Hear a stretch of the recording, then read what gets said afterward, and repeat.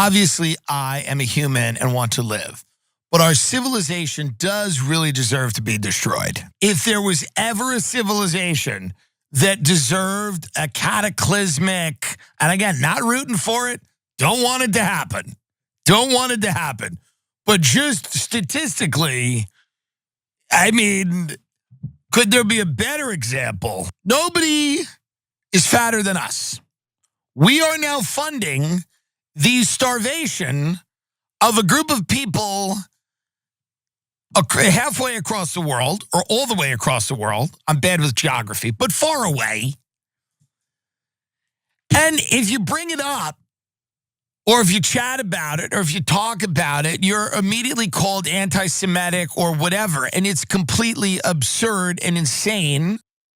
Which is why it's important to take the power away from those ridiculous false allegations and speak out against the famine, the very intentional man-made famine in Gaza as we speak. Now, as you heard, Tim Dillon, like any human being with a pulse and a conscience, is now questioning the value of human civilization given the unmitigated slaughter of Palestinians and destruction of Gaza, paid for by the fine people of the United States, not because they want to, but because they're literally forced to by our government. And with now hundreds of Palestinians dead as a result of intentional starvation, Dillon really isn't pulling any punches. Take a look. I mean, this guy is committing a genocide. Like, I know that like people are like, well, yes, they're starving Gaza, but did you see that video of that guy from Hamas stealing a banana? Did you see that? There's a guy from Hamas eating a banana, and people are like, well, he stole the banana from the people. And they're like, Hamas is stealing the food. In this whole thing, Israel has no culpability, by the way, at all. They've actually done nothing wrong. It's all been Hamas. Hamas has done everything. And you have to trust Israel, because otherwise the only people that are reporting out of Gaza, they're not letting journalists in, or they just say are Hamas. So if you report anything contrary to what Israel says, you are Hamas, or you become Hamas. For the fattest country in the world to fund the starvation of a group of people is insane. And he's not the only comedian who finds this to be insane. Of course, there are also many other commentators who find it insane. But Jon Stewart seems to agree as well, saying on a recent episode of The Daily Show, quote, I feel like a crazy person. I feel like I'm watching something that is so self-evidently inhumane and horrific. And to be told that I have to shut up because I risk the Jewish state by speaking out, I would say the opposite. I think they're putting the likelihood of a surviving Jewish state much more at risk with this type of action. I think they're the ones that are being anti-Semitic. If you want to define Netanyahu's definition of anti-Semitism, would be he'd probably have to bomb himself. Look, this whole slaughter campaign that has played out in Gaza and is also, by the way, playing out to some extent in the West Bank as Israel attempts to annex that land for themselves. It's all been very illuminating for me, right? Because if you've kind of grown up in a political space where you see everything through a partisan lens, well, that partisan lens is just totally broken apart the second you notice that on both sides of the political aisle, you have folks who totally justify what's happening in Gaza. But also, something that makes me pretty happy is when it comes to voters, you see people on both sides of the political aisle speaking up and speaking out about what's taking place, calling out the injustice, wanting to take the Trump administration to task, even if they voted for Donald Trump. And those are the people who give me hope. Okay, for honestly, when it comes to this issue, partisanship isn't really a good indicator of who's good or bad at all. There's plenty of scum on both sides, but there's also plenty of great people, good voters, who are on the right side of history on this issue. Yeah, so I think that Jon Stewart and Tim Dillon / Theo Von are a perfect 1-2 punch on this issue, okay? So I'm gonna come back to Tim Dillon in a second. But first on Jon Stewart and Peter Beinart conversation, I watched the whole interview. Please watch the whole interview. It was it was picture perfect. I agreed with every single word spoken, right? And by the way, so they're both Jewish. Beinart wrote a book about it. We'll try to get him on the show. He's not just kind and decent person, but he's really bright, right? He's got both the things you want. And his moral compass is so excellent. And what he explained on the show was, he said, look guys, the people trying to stop this genocide are getting smeared by Israel's supporters. But those are the exact kind of people that would have helped us during the Holocaust. They're the ones who would have been brave enough to say, as no one said anything across the world, my God, what are you doing? What are you doing? I'm morally outraged. You have to go help the Jews in the middle of the Holocaust. Now for us to say, those same people trying to stop this genocide are the hateful ones. Oh, he's like, we're doing great damage. We're doing great damage to our cause, to Israel, to everything, to humanity, and to honoring the memory of the Holocaust. It was really powerful. I don't want to put too many words in their mouth. Please watch it yourself as well. And Stewart was, as always, brilliant, perfect, right? And look, Jon, and it looks like Peter too, are the exact kind of Jewish tradition and culture that I grew up in and that I love. And what I mean by that is I'm not Jewish, but I grew up in a town that was about 50% Jewish. And that's the Jewish tradition and culture that I always heard about and that I was exposed to. You question the rabbi, you try to educate yourself, you look at yourself first. All of these positive things that they talked about, right? That exists and very strongly among Jewish Americans. And so what they were doing was challenging fellow Jewish Americans and saying, guys, wait, first of all, this is unconscionable. You can't say it's okay. If you say it's okay, it's beyond the pale. You can't do that. And then secondly, Jon Stewart's point was brilliant. He said, wait a minute, if you're saying basically that if you're not pro-genocide, you're anti-Semitic, you're making it seem like Jews are pro-genocide. Exactly. He's like, that's anti-Semitic. It's the total defamation of Jews across the globe, and it disgusts me. Do not conflate the Jewish people with the far-right terrorist regime that's currently governing Israel. Okay, just don't do it, don't do it. Don't be dumb in falling for that trap because it's stupid and it's inaccurate. There are so many Jewish people around the world, including here in the United States, who are vociferously protesting what Israel is doing.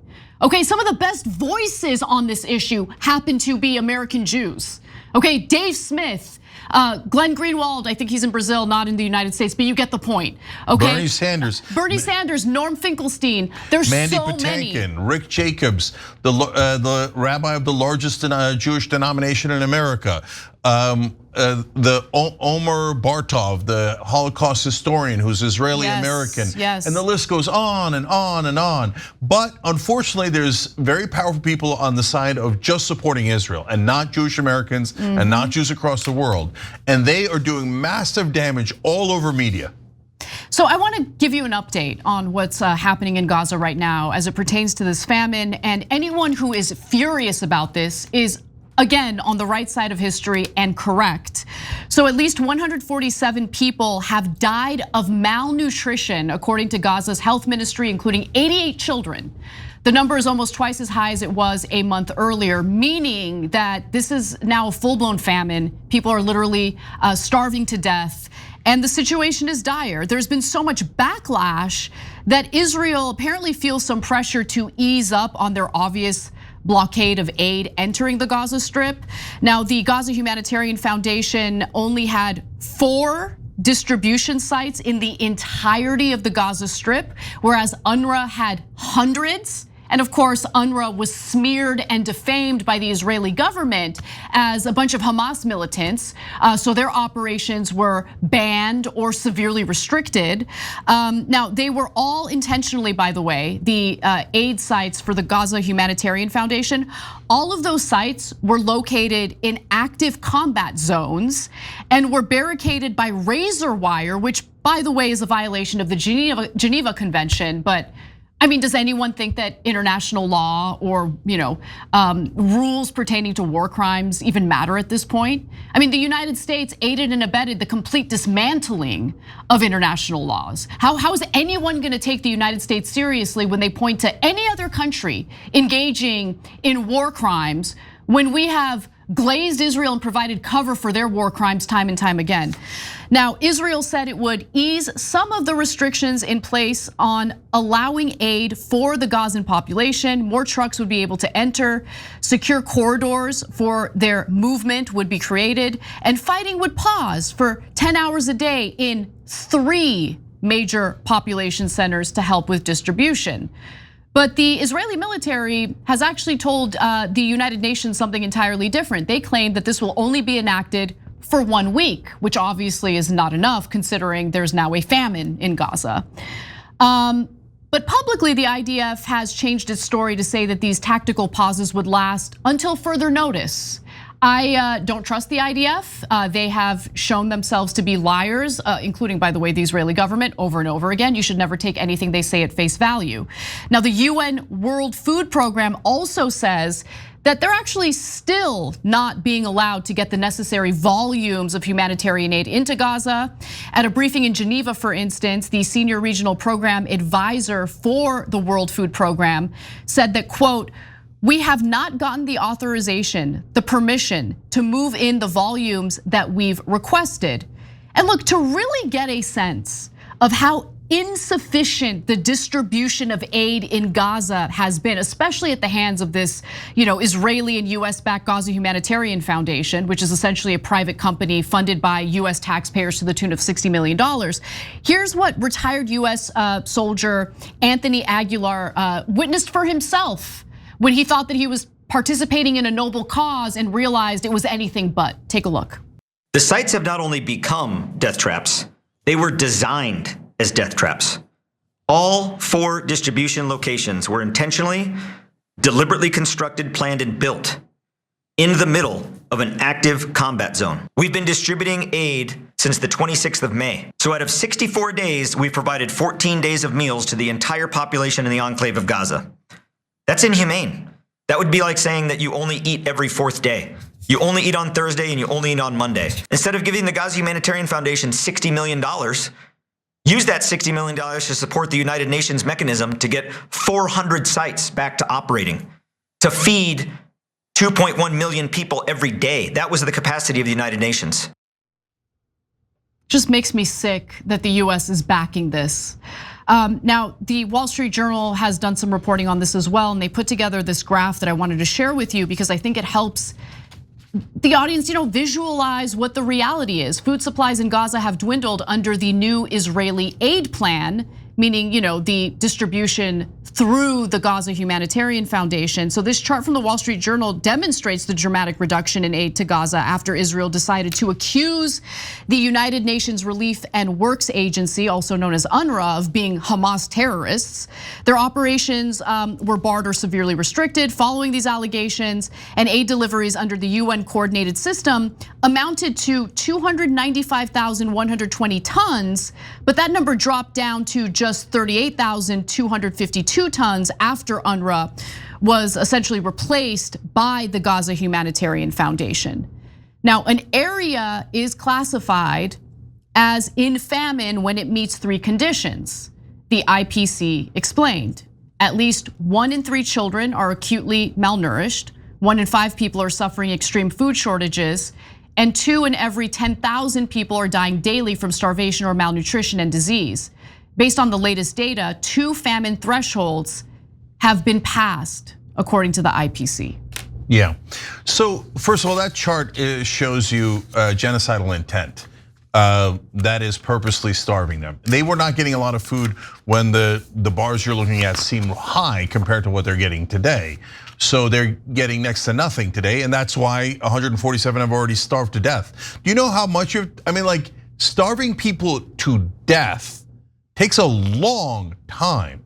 You have to be brutal for months at a time so that they just can't get any food at all. By the way, baby formula is totally impossible to get in Gaza. They're blocking it. They're literally blocking it. The IDF is blocking baby formula from entering the Gaza Strip. Why? Why would they want to do that? What's the intent there? What's the justification for that? At some point, those who want to defend what the IDF is doing really need to take a good hard look in the mirror and ask themselves who they want to be in life. Do they want to justify the slaughter of children, the intentional slaughter of children? Or do they want to be decent people who see this for what it really is and call it out? Be a decent human being. This isn't difficult. And by the way, also don't hide behind your religion, because there's Peter Beinart and Jon Stewart saying, this isn't my religion, this is the opposite of my religion, right? So don't tell me that my religion made you do this. My religion didn't ask you to do this. Your despicable terrorist government is doing this. If you're starving the people to death, you are a terrorist and you are a fascist. That's not hard. If it was being done to Jews, there's not a person in the world who wouldn't call that government a terrorist government and a fascist government. So just stop hiding behind religion. All right, I want to get back to Tim Dillon in a second. But one last thing about the Green Beret that we showed you, Aguilar there. He also told a harrowing story of this young boy who came up and asked them for food. They were out of food, so he couldn't give it to them. But he'd already gotten some earlier. He was just seeing, and they all get a tiny, tiny amount. And the kid's skin and bones, according to Aguilar. And he said, I'm sorry, I don't have any. The kid, of course, just says thank you in Arabic, right? And he said thank you. The kid said thank you, even though we're starving them to death. A minute later, as they were walking away, the IDF killed them. So if that doesn't bother you guys, there's something missing. You lost the thread at some point. Yeah, you're a sociopath. Like that's sociopathic bias, right? And I know, like ethnic bias will do that to you. There's. No, look. I got to be honest with you. No, Anna, I know it.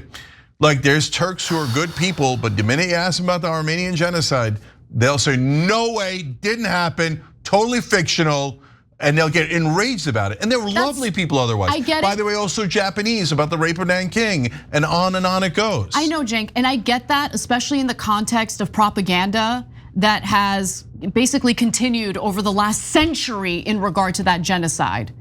But you can't deny what's being streamed in real time in front of your face as we speak. It's happening now.